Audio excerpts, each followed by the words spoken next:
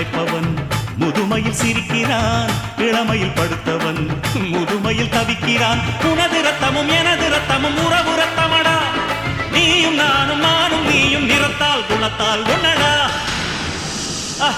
அதாண்டா இதாண்டா அருணாச்சலம் நான் தாண்டா அன்னை தமிழ்நாட்டில நான் அனைவருக்கும் சொந்தண்டா